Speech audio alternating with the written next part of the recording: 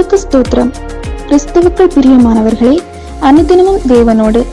இன்றைய தலைப்பு, முடிவல்ல, முகவரியின் மாற்றம். கிறிஸ்து எனக்கு ஜீவன், சாவு எனக்கு ஆதாயம். பிலிப்பியர் 1 அதிகாரம் 21வது வசனம். கிறிஸ்துவே ஜீவன். வாழ்வின் பயணம் முடிந்திடுமே, ஆனால் முடிவில் துவக்கம் பிறந்திடுமே. பிறப்பு என்பது சந்தோஷமான நிகழ்வு என்றால், இறப்பை உலக மக்கள் இழப்பாகவே கருதுகிறார்கள். மனிதன் தன் வாழ்க்கையிலே சாவை சுமந்து கொண்டே இருக்கிறான். சாவு என்றாலே பயம் நம்மை தொற்றிக் கொள்கிறது. ஆனால் பவுல் அப்போஸ்தலர் கிறிஸ்து எனக்கு ஜீவன், சாவு எனக்கு ஆதாயம் என்று ஆணித்தரமாக சொல்கிறார். ஏனென்றால் அவர் இயேசு கிறிஸ்துவையே தன் ஜீவனாக கொண்டு வாழ்ந்தார்.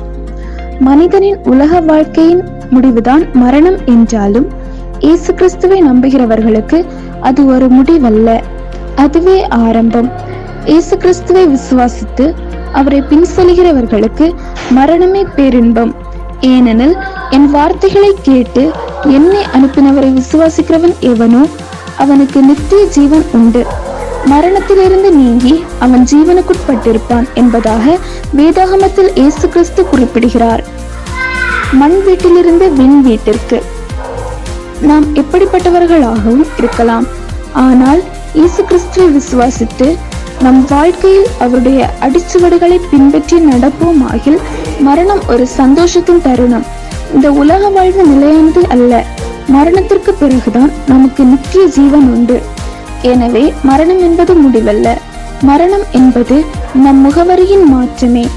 அது சம்மட்டியும் மம்மட்டியும் கொண்டு கட்டியெழுப்பப்படும் மண் வீட்டிலிருந்து மாணிக்கம், மரகதம், வைரத்திலான விண்வீட்டிற்கு நாம் குடிபெயரப் போகும் வீடு.